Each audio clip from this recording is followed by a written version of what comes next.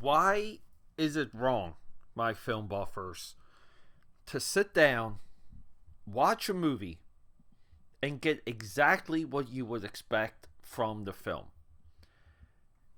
For some reason, others out there, the enemy, Quiet on the set.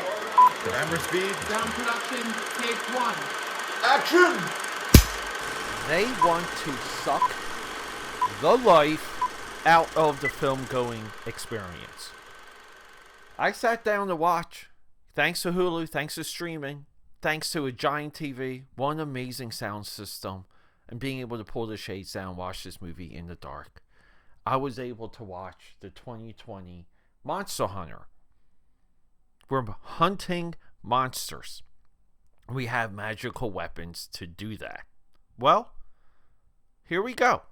There's again, where do we go? What's the position? There's a lot to discuss. Monster Hunter, I'm just saying, I like this movie. I thought this movie was wild. I thought this movie was fun. I saw giant monsters getting killed. In a way, a person can argue that I saw these monsters getting hunted. I love the ending of this movie. Paul W.S. knows how to lead into a next movie. I don't care. You can call it his formula or a formula. I don't think it is, but some people will. Whatever. I think it's fantastic. I think he is one of the directors of the day. He makes giant, fun, crazy, effing fun movies.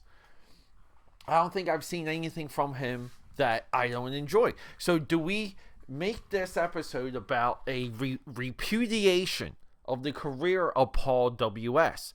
Do we make this a repudiation of how Mila Jovovich is really the only girl that can open an action movie, that she is a part of a giant action franchise, that she gets zero credit for this? I just get angry. My head spins. The character design, I don't know, are a lot of these creatures and weapons exact riffs from the game? Are they designing new things for the movie? I don't care.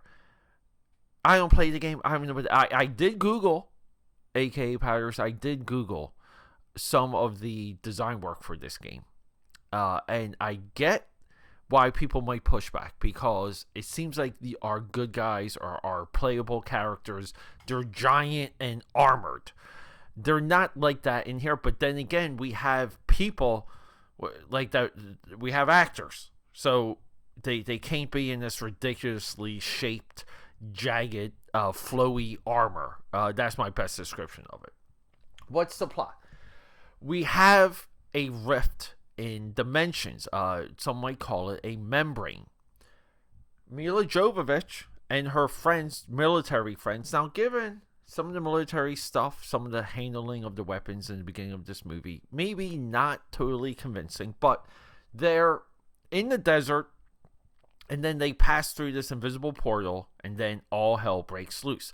We cut to a sailing boat in the deep desert. It's beautiful. It's awesome. She meets a friend. Her friends die. Along the way, she runs into Ron Perlman, who I can't follow on Twitter just because he's got true TDS. That's Trump derangement syndrome. It has nothing to do with liking Trump or not. It's just that I just don't want to see that crap in my feed like all the time. I'll put on CNN or Fox News for that. I don't want to get it from a celebrity. And Paul Rudd, I'm looking at you for, and James Gunn, looking at you for the same exact reasons. But with all of that, she meets allies along the way. We explain our weapons. We explain the plot. We get to the end of this movie, and we know the stakes, and we know everything that's happening. At the end of this film, do we want the American military versus a giant fire-throwing dragon? Yes. Do we get it? Yes. Is it cool? Is it wild? Yes. Do they use the same, we're going to defeat the dragon by the chemicals that are sprayed in its mouth to project the flame that we saw in Reign of Fire? Are we using the Reign of Fire plot point at the end of this movie? Yes.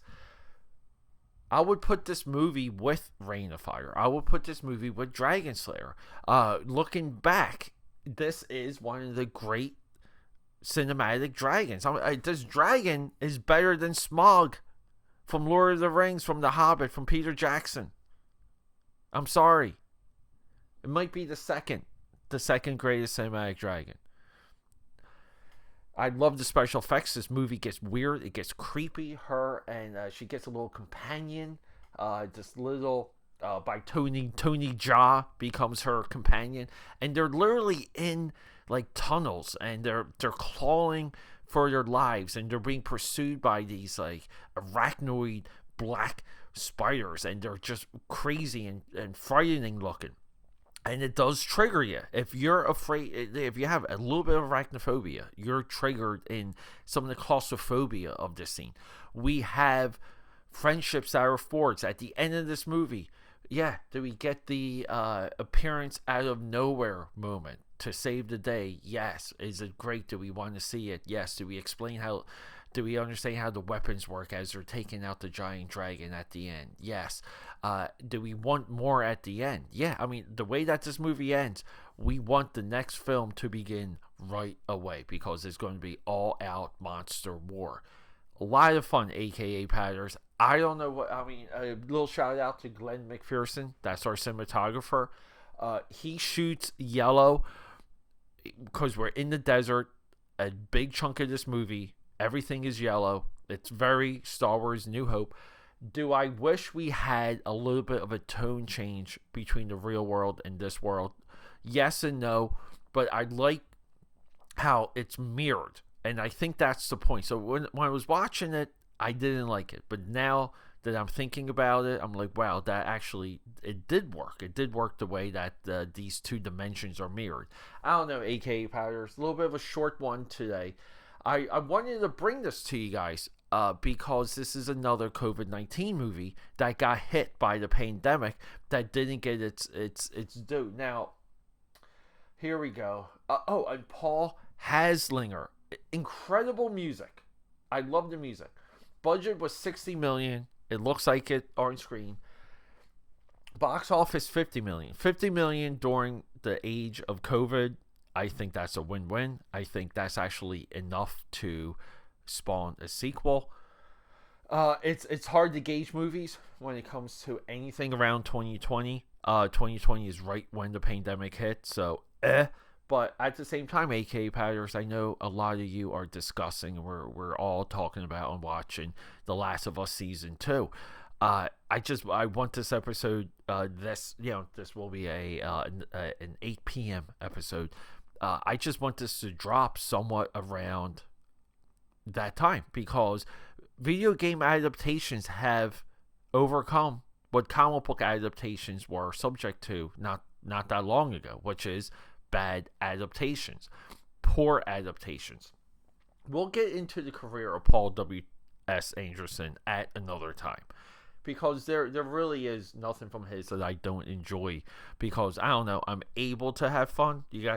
Let's remember that, AK Powers, we're able, say with me, we're able to have fun watching movies. With all of that, rock and roll, full recommendation. Mila Jovovich, I will say, it is the preeminent female action star in Hollywood history.